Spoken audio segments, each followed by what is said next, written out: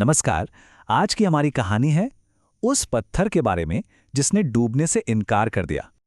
एक कहावत है या कह लीजिए एक सोच है कि जो गिरता है उसे नीचे ही रहना पड़ता है।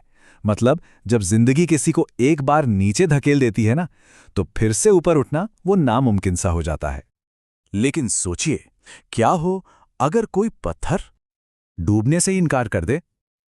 देखिए, ये सिर्फ एक पत्थर की कहानी नहीं है। ये हमें याद दिलाती है कि जब जिंदगी का वजन, नाकामी का डर हमें नीचे खींच रहा हो, तब भी तैरते रहना मुमकिन है। तो चलिए इस कहानी में जरा गहरा उतरते हैं। बात है एक छोटे से पहाड़ी गांव की, जहां एक नदी एक अजीब सी परीक्षा लेती है। तो एक छोटा सा पहाड़ी गांव, बच्चे रोज नदी किनारे खेलते। उनका पसंदीदा खेल क्या था?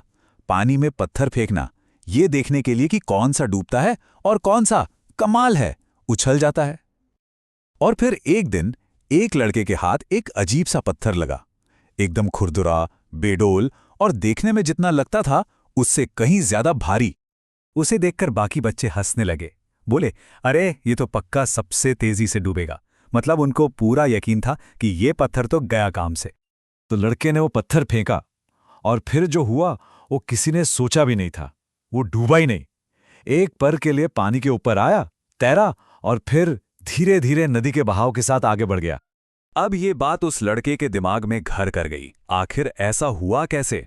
तो चलिए अब कहानी के अगले हिस्से में चलते हैं और जानते हैं इस पत्थर का रहस्य। वो लड़का पूरी रात बस यही सोचता रहा। अगले दिन वो वापस उसी पत्थर को ढूंढने निकल पड़ा और उसे वो मिल भी गया, नदी के किनारे फंसा हुआ। उसने पत्थर उठाया और धीरे से पूछा, तुमने ये किया कैसे? अब जाहिर है पत्थर तो बोलता नहीं, लेकिन उसकी कल्पना में जैसे पत्थर ने जवाब दिया हो, हाँ, मैं बाकी पत्थरों से भारी हूं, पर मेरे अंदर हवा भरी है, ऐसी छोटी छोटी जेबें जो मुझे तब भी जिंदा रखती हैं जब दूसरे डूब जाते हैं।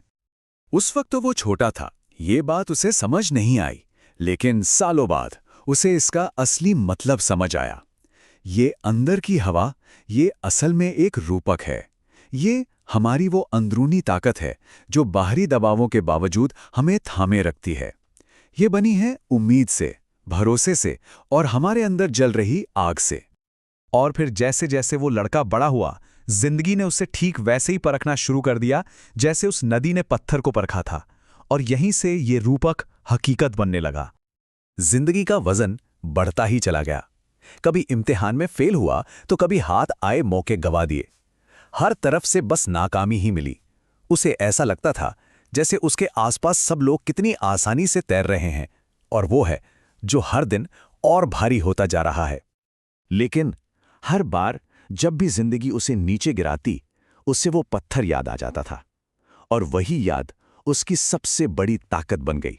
वो मन ही मन खुद से कहता, ठीक है, मैं भारी हूं, लेकिन मेरे अंदर हवा है, उम्मीद है, भरोसा है, आग है, और यही चीज मुझे डूबने नहीं देगी। और पता है, वो जितनी भी बार गिरा उतनी बार फिर से उठ खड़ा हुआ। हाँ, शायद दूसरों से थोड़ा धीरे, लेकिन हर बार पहले से ज्यादा मजबूत, ज्यादा स्थिर और ज्यादा समझदार बनकर। चलिए अब कहानी में थोड़ा और आगे चलते हैं। कई साल बीत गए। अब वो लड़का एक वयस्क बन चुका है और एक दिन वो उसी नदी के किनारे लौटता है, लेकिन इस बार वो अकेला नहीं है। उसके साथ उसका छोटा बेटा है और वो उसे वही कहानी सुना रहा है, न डूबने वाले पत्थर की। वो उसे समझा रहा था कि देखो, एक पत्थर था जिसके अंदर हवा थी, तो वो तैर गया, और दूसरा पत्थर जिसके अंदर कोई उम्मीद नहीं थी, वो सीधा डूब गया। बेटा हंसकर बोला, पापा पत्थर थोड़ी ही तैरते हैं। उसने मुस्कुराकर जवाब दिया, हाँ, ज्यादातर तो नहीं तैरते, पर कुछ तैर जाते हैं, क्योंकि उनके अंदर कुछ ऐसा होता है जो बाहर से दिखाई नहीं देता। ये कहकर उसने एक और पत्थर पानी में फेंका। ये वाला डूब गया, और फिर उसने धीरे से कहा, देखो, जब कोई उम्मीद छोड़ देता है तो ठीक यही होता है। तो ये कहानी सिर्फ उस लड़के की नहीं है ना? ये हम सब के लिए एक संदेश है, हर उस इंसान के लिए जो अपनी जिंदगी में मुश्किलों का सामना कर रहा है। कई बार लगता है ना कि जिंदगी ने बस गहरे पानी में फेंक दिया है। हम फेल होते हैं, गिरते हैं, थक जाते हैं, लेकिन एक बात याद रखना बहुत जरूरी है, ये जो वजन महसूस होता है ना, ये हमारी कमजोरी नहीं है, बल्कि यही वजन है जो हमारे दोबारा उठने को इतना खास, इतना सार्थक बनाता है। तो जब भी चारों तरफ से दबाव महसूस हो, बस ये याद रखना है कि अंदर अभी भी वो हवा बाकी है। हमारे सपनों की हवा, हमारे विश्वास की, प्यार की और लड़ने की हिम्मत की। और जब तक हम उस हवा को बचाए रखेंगे, हम सच में कभी नहीं डूब सकते। तो जब भी जिंदगी नीचे खींचे तो क्या करना है? पहला, घबराना नहीं है। दूसरा, एक गहरी सांस लेनी है। और तीसरा, फिर से उठना है। क्योंकि देखिए, सबसे मजबूत लोग वो नहीं होते जो कभी गिरते ही नहीं, बल्कि वो होते हैं जिन्होंने तैरना सीख लिया हो, तब भी जब वो खुद पत्थर की तरह भारी महसूस कर रहे हों। और आखिर में बस ये एक बात सोचने के लिए, हम नदी के बहाव को तो नियंत्रित नहीं कर सकते, लेकिन हम डूबने से इनकार करना जरूर चुन सकते हैं।